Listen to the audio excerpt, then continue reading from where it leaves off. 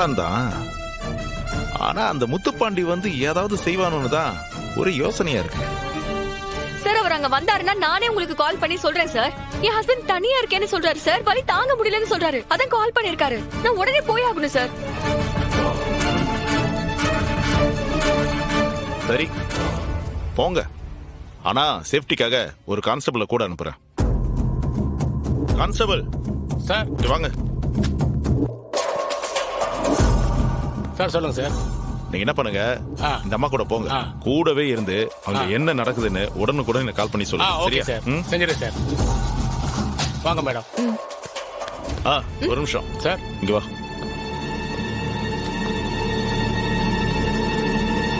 நீ என்ன பண்ற?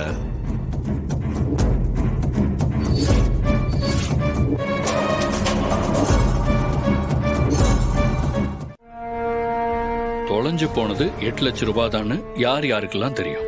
எனக்கும் என் ஹஸ்பண்டுக்கும் தெரியும். முக்கியமா போலீஸ் கிட்ட எவ்வளவு அமௌண்ட்னு சொன்னீங்களா?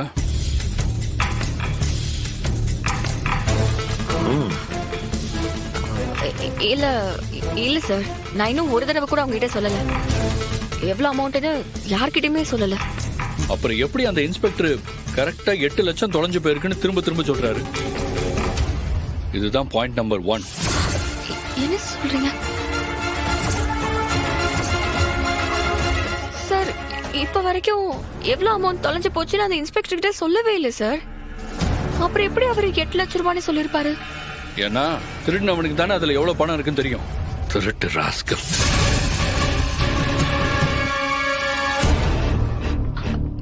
என்னங்க சொல்றாரு இவரு?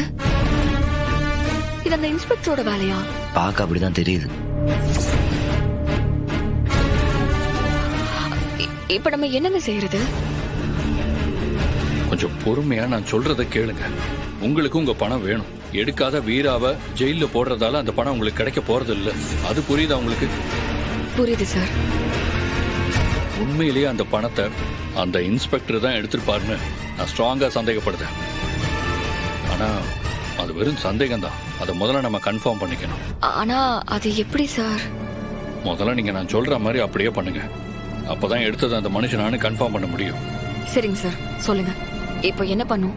கவனமா கேட்டுக்கோங்க.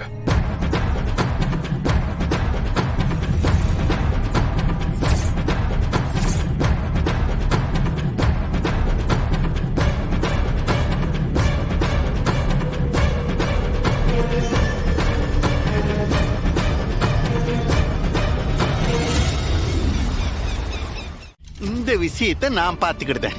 சரியா? ஐயா போலாம்.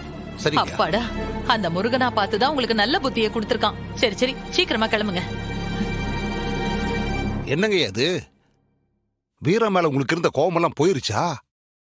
அம்மா சொன்னதுமே அப்படியே வீராவை காப்பாத்த கிளம்பிட்டீங்க. இல்லே, அது எப்படி அந்த வீராவை நான் மன்னிப்பேன்? தர்லே, அந்த வீராவை அடக்கி ஒடுக்கணும்னு ஆண்டவனா எனக்கு கொடுத்துக்கிற வாய்ப்பு இது. விட்டுவேனா இதை நானு? இதுக்குள்ளார நான் எப்படி சித்து விளையாட்டு காட்டுதேன் மட்டும் பாருலே. ஐயா, உங்க மூளை இருக்கே மூளை பிரமாதம் ஐயா, பிரமாதம்.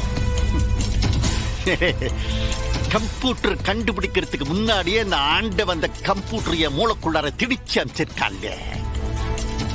இலே, இதை வச்சு சும்மா அடிச்சு விளையாடி அந்த வெறும் தங்கச்சி கதையை நான் எப்படி க்ளோஸ் பண்ணுதேன் மட்டும் பாருல.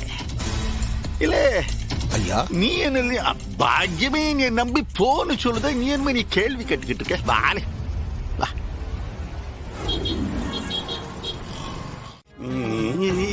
என்ன நிலா டிவி, சந்திரன் டிவி இவங்கெல்லாம் வரலையா? சார் இன்டர்நெட் மீடியா தான் சார் இன்னைக்கு ட்ரெண்ட்ல இருக்கவங்க தான் சார் வந்திருக்காங்க. சரி சரி சரி, ஏதோ விஷயம் பரவினா சரி. அசிஸ்டன்ட் சனியா போன்ல கூப்பிட்டு விஷயத்த சொன்னா இல்ல உங்களுக்கு? சொன்னாரு சார். லட்டு மாதிரி ஸ்டோரி. ஆக்சிடென்ட் ஆகி கிடந்தவர்களிடம் பல லட்சம் ரூபாய் திருடிய பெண் எஸ்ஐ. இப்படி ஸ்டோரி போட்ட உடனே வியூஸ் பிச்சுட்டு போயிடும் சார். எங்களை மட்டும் உள்ள கூட்டு போங்க சார், நாங்க ட்ரெண்டிங் பண்ணி விட்டுறோம். எல்லாம் சரிதான்யா. தருங்க, இந்த முக்கியமான விஷயத்த உங்களுக்கு கொடுத்திருக்கிறது நானு. அது மட்டுமா, என் அசிஸ்டன்ட் சனியும் கொடுத்த கவர் எல்லாருக்கும் வந்துருச்சுல்ல? வந்துருச்சு சார். நல்லது நல்லது, வெளில சொல்லாதீங்க. நீங்க இந்த செய்தியை நான் கொடுத்ததுக்காக நன்றி எல்லாம் சொல்லாண்டா. கவர் வாங்கிட்டீங்கல்ல, அதுக்கு நன்றியோடு இருங்க போதும்.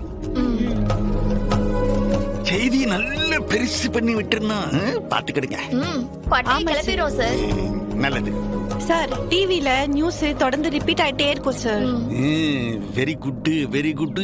ஆக மொத்தம் தமிழ்நாடு பூரா அந்த பொண்ணோட மானம் காத்துல பறக்கணும். Okay sir.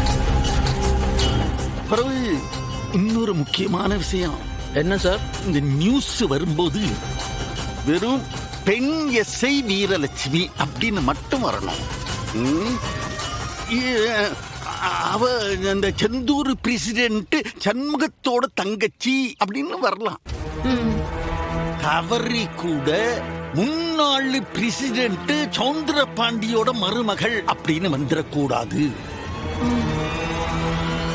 எந்த இடத்துலயும் ஏன் பேர் வந்துடக்கூடாது பாத்துக்கிடுங்க. இது எதுக்கு சொல்லுதேன்னா, நான் சமூக சேவை செய்தவன். என் பேரு வெளியில தெரியணும்னு நினைக்கிற ஆளு நான் கிடையாது. அது இருக்காங்க சில அரசியல்வாதிங்க. சரி அதை விடுங்க, நமக்கு எதுக்கு அதெல்லாம். அது பாத்துக்கலாம் சார். இந்த எல்லாருக்கும் காசு கொடுத்தது நானு. அந்த நன்றி கடனை நீங்க மறந்துடக்கூடாது சார். இதை திரும்ப திரும்ப சொல்லணுமா சார்? இல்லம்மா, சில விஷயங்களை சொல்லிக்கிட்டே இருக்க வேண்டியதா இருக்கு. அப்பதானே மதிக்கிறாங்க. சரி, நான் உள்ளார போறேன். சரியான நேரம் பார்த்து நான் என் அசிஸ்டன்ட் சனியை வெளியில அனுப்புவேன். உள்ளார கூப்பிடுவான். நீங்க டப்பு டப்பு டப்பு டப்புன்னு உள்ளார வந்துடணும். Okay sir. சரி சார், ஓகே சார். நல்லது நல்லது. வாழ்த்துக்கள் வாழ்த்துக்கள்.